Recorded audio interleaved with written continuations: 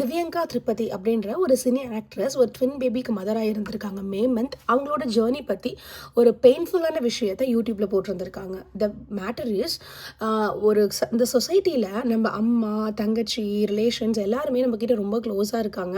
But இந்த breast feeding பற்றி யாருமே சொல்கிறதில்ல. பிரஸ்ட் ஃபீடிங் குழந்தைங்களுக்கு எவ்வளோ நல்லதுன்னு எல்லாரும் சொல்கிறாங்களோ, பட் அம்மாக்கா இருக்க பெயினை யாருமே இங்கே பேசுகிறதில்ல அப்படின்னு சொல்லி அவங்க ரொம்ப வருத்தப்பட்ட ஒரு விஷயம் போட்டிருந்தாங்க. அப்பார்ட் ஃப்ரம் திஸ் ரிசர்ச்லேயும் அதான் சொல்கிறாங்க. குழந்தைக்கு பிரஸ்ட் ஃபீடிங் எவ்வளோ நல்லது, தாய்ப்பால் எவ்வளோ முக்கியம் அப்படின்றது தெரிஞ்சுமே நிறைய மதர்ஸ் அவங்களோட பெயினாலையும் அவங்களுக்கு கம்யூனிட்டியில் ஹெல்ப் பண்ண யாரும் இல்லாததுனாலையும் சீக்கிரமாகவே தாய்ப்பால் கொடுக்கறத நிப்பாட்டிடுறாங்க அப்படின்னு சொல்லியிருக்காங்க. But so as a lactation கவுன்சிலராக, ஆஸ் அ சைக்காலஜிஸ்டாக இந்த விஷயத்தை நான் இங்கே சொல்லி ஆகணும். அதாவது இப்போது நம்மளோட கம்யூனிட்டியில் நிறைய டெவலப்மெண்ட் வந்துருச்சு. இந்த லாக்டேஷனுக்காக நிறைய கவுன்சிலர்ஸ் தனியாக படிச்சிருக்காங்க. எப்படி லேட்ச் பண்ணணும், குழந்தைங்களுக்கு என்ன பொசிஷன்ஸ், அம்மாவோட பெயின்ஸை எப்படி சரி பண்ணணும், இந்த மாதிரி விஷயங்கள் முதற்கொண்டு. அண்ட் அஃப்கோர்ஸ் ஆஸ் அ சைக்காலஜிஸ்ட்டாக நான் அவங்களோட மென்டல் ஹெல்த்தையும் கேர் பண்ணி அவங்களுக்கான கைடன்ஸ் கொடுத்துட்ருக்கோம்.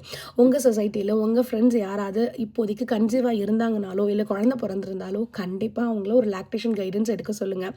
உலகம் எல்லா விஷயத்துலையுமே அழகாக வளர்ந்துட்டுருக்கு. அதை நம்ம தெரியாமல் அந்த குழந்தைக்கு தாய்ப்பால் எவ்வளோ முக்கியன்றது தெரிஞ்சும் அதை நம்ம கொடுக்காம இருக்கக்கூடாது இல்லையா?